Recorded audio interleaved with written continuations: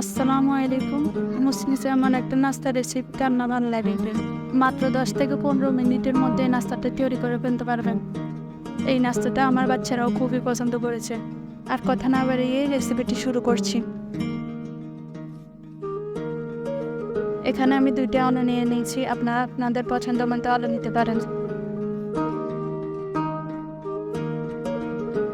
এগুলোকে সিলে ভালোভাবে পরিষ্কার করে ধুয়ে নিয়েছি।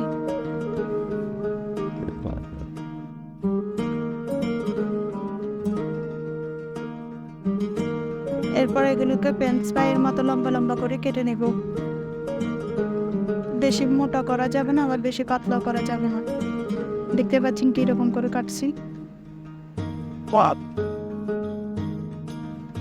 এরপর এগুলোকে ধুয়ে নেব।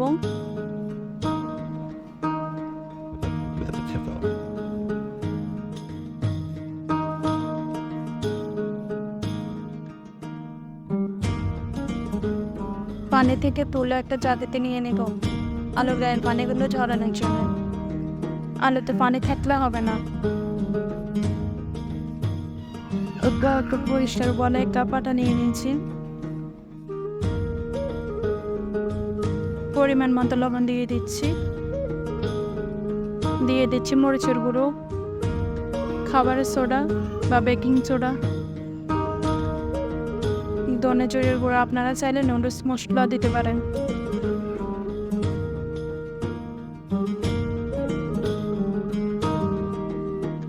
এরপর সবগুলোকে মিক্স করে নেব।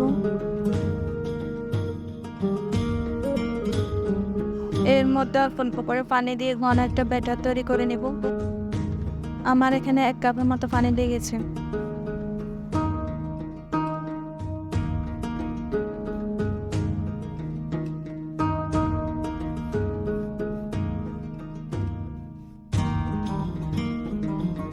দেখতেই পাচ্ছেন ব্যাটারটা কতটা ঘন হয়েছে। পাতলা বলে কিন্তু হবে না, আলু দেয় ব্যাটারটা লাগবে না।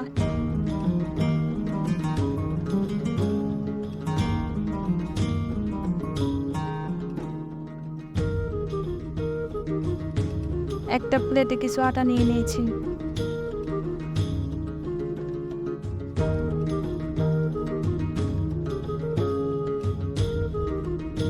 এতক্ষণে দেখতে পাচ্ছেন আলুগুলো শুকিয়ে গেছে।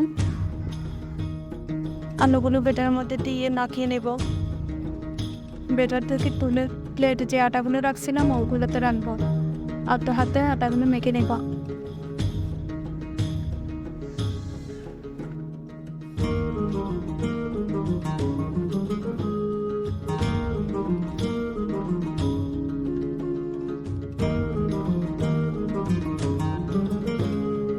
একটা কড়াইয়ে পরিমাণ মতো তেল দিয়ে মিডিয়াম আঁচে রেখে আলুগুলো ভেজে নেব।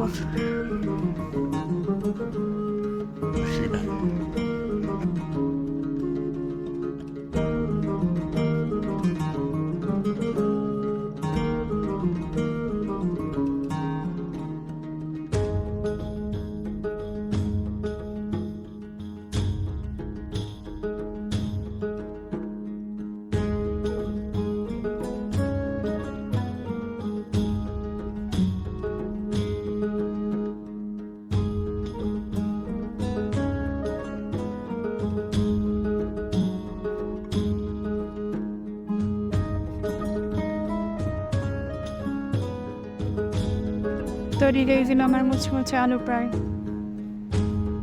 দেখতেই পাচ্ছেন কতটা সুন্দর হয়েছে এবং ঝরঝরে। আমার খেতে খুব ভালোই লাগছে। দেখতে কেমন হয়েছে কমেন্ট করে জানাবেন। আল্লাহ হাফেজ।